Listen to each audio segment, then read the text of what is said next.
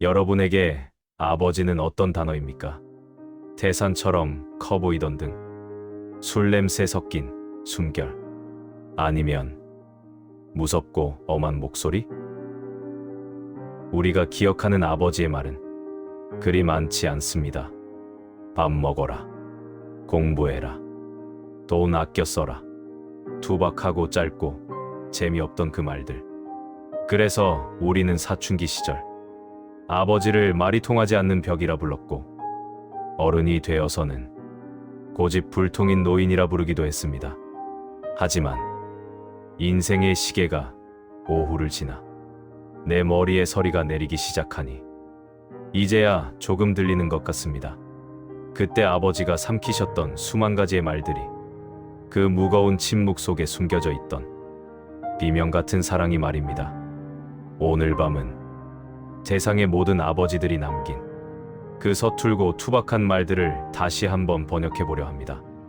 휴지 한 장 옆에 두시고 편안하게 들어주십시오. 아버지들은 왜 그렇게 말이 없으셨을까요? 학교에서 돌아와 다녀왔습니다. 인사를 해도 집문 뒤에 숨어 왔다 한마디뿐. 기분 좋은 날에도 슬픈 날에도 아버지의 표정은 늘 읽을 수가 없었습니다. 우리는 그것이 무관심인 줄 알았습니다. 나를 사랑하지 않는다고 오해했지요. 하지만 이제는 알 것 같습니다. 아버지는 말을 안 한 것이 아니라 못하셨던 겁니다. 밖에서 겪은 그 치사하고 더러운 일들을, 가족을 먹여 살리기 위해 굽혀야 했던 자존심을 차마 자식들 앞에서는 입 밖으로 낼 수 없으셨던 겁니다. 오늘 상사한테 깨졌어. 돈이 모자라서 걱정이다. 가장이란 이름의 무게는 감정을 언어로 표현하는 법을 잊게 만듭니다. 그 대신 아버지는 현관문에 들어서기 전 깊은 한숨으로 그날의 고통을 뱉어내고 아무 일 없다는 듯 무뚝뚝한 가면을 쓰고 우리 앞에 앉으셨던 겁니다. 그 지독한 침묵이 사실은 우리를 안심시키기 위한 아버지의 가장 큰 배려였다는 것을 그때는 왜 몰랐을까요? 말을 삼키고 삼키다. 가끔 툭 하고 내뱉으시던 한마디. 어쩌면 그것은 거짓말이었습니다. 세상에서 가장 슬프고도 위대한 거짓말. 우리는 그 거짓말에 속아 편안하게 잠들 수 있었습니다. 아버지가 가장 많이 하신 말씀 중에 괜찮다라는 말이 있습니다. 사업이 기울어도 괜찮다.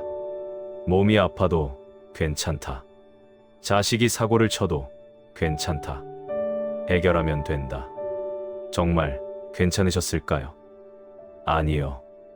아버지는 하나도 괜찮지 않으셨습니다. 속으로는 천불이 나고 다리가 후들거릴 만큼 무서우셨을 겁니다. 하지만 아버지는 가장이니까, 선장은 배가 흔들려도 두려운 내색을 하면 안 되니까. 그래서 떨리는 손을 주머니에 감추고 태연하게 괜찮다고 말씀하셨던 겁니다. 그 괜찮다는 말은 나는 무너져도 좋으니 너희는 걱정 말라는 아버지의 처절한 방어막이었습니다. 우리가 철없이 투정을 부릴 때, 아빠는 돈 버는 기계야? 라고 소리칠 때, 아버지는 쓴 소주 한 잔을 삼키며 또다시 괜찮다고 스스로를 위로하셨겠지요.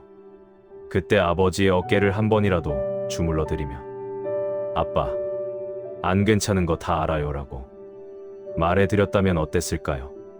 그 괜찮다는 말 속에 숨겨진 아버지의 눈물을 이제서야 닦아드리고 싶습니다. 입으로 하는 거짓말은 쉬워도 몸으로 하는 거짓말은 어렵다고 하죠.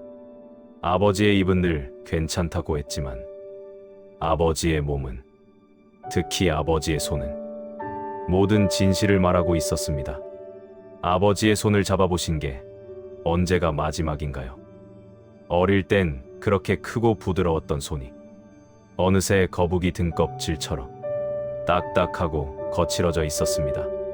그 굳은 살 하나하나는 아버지가 세상과 싸워온 흔적입니다.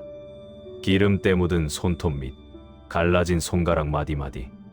그것은 아버지가 우리에게 남긴 소리 없는 유언장과도 같습니다. 나는 내 손을 더럽혀서 너희를 깨끗하게 입혔다. 나는 내 몸을 깎아서 너희를 키웠다. 아버지는 혀끝으로 사랑을 말하는 법을 배우지 못했습니다. 대신 온몸으로, 땀 냄새로, 야근과 잔업으로 사랑을 웅변하셨습니다. 그 투박한 손으로 월급 봉투를 내밀 때 그 쑥스러운 표정, 술에 취해 사오신 통달한 말이, 그것이 아버지란 남자가 할 수 있는 최고의 애정 표현이었습니다. 우아하지 않다고, 세련되지 않다고 무시했던 그 땀 냄새가 사실은 세상에서 가장 거룩한 향기였습니다. 그렇게 이해할 수 없던 아버지였는데 어느덧 거울을 보니 내가 그 아버지를 닮아가고 있습니다. 나도 모르게 나오는 한숨, 자식 앞에서 짐짓 엄한 척하는 표정. 내가 아버지가 되어보니 비로소 아버지라는 산의 높이를 실감합니다. 40이 넘고 50이 되어 내 어깨에 처자식이라는 짐이 실리고 나니 이제야 아버지가 보입니다. 출근하기 싫은 아침, 무거운 몸을 일으키며 생각합니다. 아버지는 이 짓을 30년이나 어떻게 하셨을까? 상사에게 머리를 조아리고 돌아서며 생각합니다. 아버지는 나 때문에 자존심을 몇 번이나 버리셨을까? 그때는 아버지가 슈퍼맨인 줄 알았습니다. 하지만 아버지도 그냥 사람이었습니다.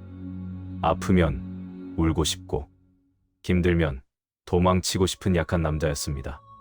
단지 아버지라는 이름 때문에 도망치지 않고 버티셨던 겁니다.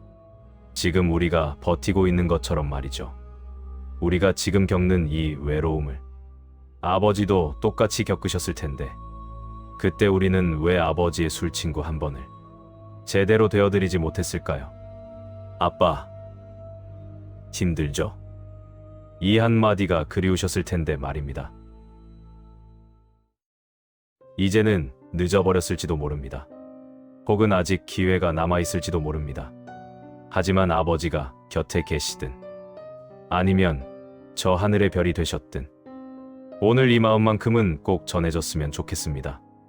아버지, 당신의 그 무뚝뚝한 침묵이 사랑이었음을 이제야 압니다. 당신의 그 잦은 괜찮다는 말이 눈물이었음을 이제야 압니다. 당신이 짊어졌던 삶의 무게가 얼마나 무거웠는지 내가 그 짐을 져보고서야 깨닫습니다. 죄송합니다. 그리고 고맙습니다. 당신이 버텨주신 덕분에, 당신이 당신의 인생을 갈아 넣어주신 덕분에 오늘의 제가 있습니다. 혹시 지금 곁에 아버지가 계신다면 오늘만큼은 쑥스러움을 꾹 참고 손 한번 잡아주세요. 그리고 말씀해주세요. 아버지, 존경합니다. 그리고 사랑합니다. 만약 곁에 안 계신다면 마음속으로라도 꼭 불러주세요. 그 무뚝뚝한 양반도 자식의 사랑한다는 말 앞에서는 빙그레 웃으실 테니까요. 오늘 밤은 아버지의 낡은 구두를, 아버지의 굽은 등 뒤를 한 번쯤 떠올려보는 밤이 되시길 바랍니다.